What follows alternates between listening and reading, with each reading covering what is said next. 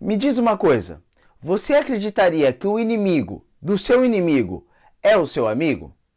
Será que por terem inimigos em comum, torna essa pessoa confiável?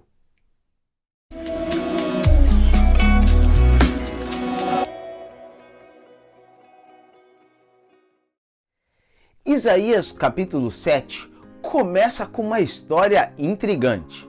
O verso 1 e o verso 2 mostram um pouquinho do que ocorre com Acás, que era agora o rei de Judá. E olha o que acontece lá. Sucedeu nos dias de Acás, filho de Jotão, filho de Uzias, rei de Judá, que Rezim, rei da Síria, e Peca, filho de Remalias, rei de Israel, subiram a Jerusalém para pelejarem contra ela, porém não prevaleceram contra ela. Veja, Acás faz uma aliança com alguns reis da Síria e de Israel para lutar contra Jerusalém. Mas interessante aqui é que eles não venceram essa batalha. Mas olha o que acontece logo depois. Deu-se aviso à casa de Davi: a Síria está aliada com Efraim. Então ficou agitado o coração de Acás e o coração do seu povo, como se agitam as árvores do bosque com o vento. Perceba que Acás recebe uma má notícia. E a notícia era que Efraim e a Síria estavam vindo contra ele. Acás fica tão perturbado que Isaías, ao escrever o relato, diz que ele ficou como as árvores, balançando com o vento. Você já imaginou? Ele estava tremendo de medo.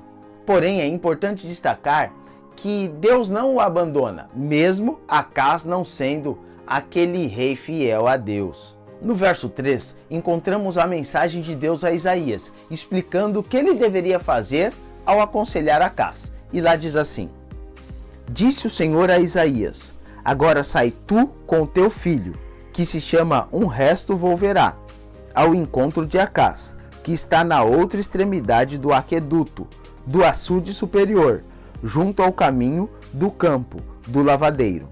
E diz-lhe: acautela-te e aquieta-te, não temas, nem se desanime o teu coração por causa desses dois tocos de tições fumegantes, por causa do ardor da ira de Rezim e da Síria e do filho de Remalias. Aqui Deus traz uma mensagem para Acás, dizendo para ele o seguinte: olha, não fica com medo, não fique perturbado, não se agite o seu coração, deixa comigo. É isso que Deus está dizendo para ele, que ele não deveria ficar preocupado. O povo dele, mesmo ele não sendo tão fiel, era o povo de Deus, e Deus cuidaria de todas essas questões. Aqui já traz uma primeira lição para cada um de nós. Quando você recebe uma má notícia, ou quando as coisas não estão acontecendo tão bem e seu mundo está desmoronando, o que você faz? Você fica com medo? Veja, o medo não tem problema. Na verdade, Deus considera essa situação de medo como uma situação normal na vida humana. Mas o problema é o que acontece depois de ter medo. E na verdade, aqui está o ponto. O que acontece com você quando você está com medo? Você passa a buscar ao Senhor ou você tenta a ajuda de outras pessoas? Esta é a grande diferença de atitude entre aqueles que têm Deus por amigo e aqueles que não têm Deus por amigo. Em Isaías 7, verso 7, mostra a intenção de Deus ao salvar Acás e o povo. E lá diz assim: assim diz o Senhor Deus, isto não subsistirá, nem tampouco acontecerá. E a parte final do verso 9 diz: se o não crerdes, certamente não permanecereis. Você sabe o que acontece nessa história? Possivelmente você deve imaginar que Acás foi buscar ao Senhor, já que Isaías tinha levado essa mensagem a ele. Na verdade, nada disso aconteceu. Acás fez um acordo com o inimigo dos seus inimigos. Veja o que diz 2 Reis, capítulo 16, verso 7 e verso 8.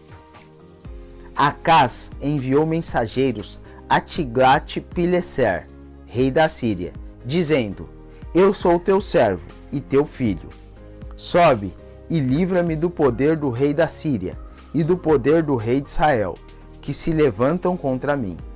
Tomou a casa prata e o ouro que se acharam na casa do Senhor e nos tesouros da casa do rei, e mandou de presente ao rei da Síria.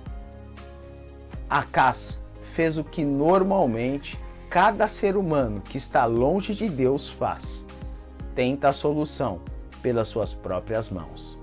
Ao invés de reconhecer que Deus seria o único a solucionar esse problema, Acaz então busca a ajuda de Tiglat-Pileser. Ele busca a ajuda de um ser humano que não acreditava em Deus. Este é o grande problema também nosso. Muitas vezes buscamos alguém para solucionar um grande problema, que neste caso era o inimigo do inimigo. Em um curto período de tempo, parece que Acaz resolveu o problema junto com Tiglat-Pileser, pois Tiglat-Pileser mandou um exército e realmente destruiu a Síria. E o problema aparentemente havia sido resolvido. Mas você sabe, essas coisas duram pouco tempo. Mas o grande desafio para nós hoje é responder à pergunta: qual é a grande lição que essa história traz para nós? E o que nos faz acreditar que, não confiando em Deus hoje, poderemos ter confiança quando as dificuldades acontecerem? Você já parou para pensar nisso?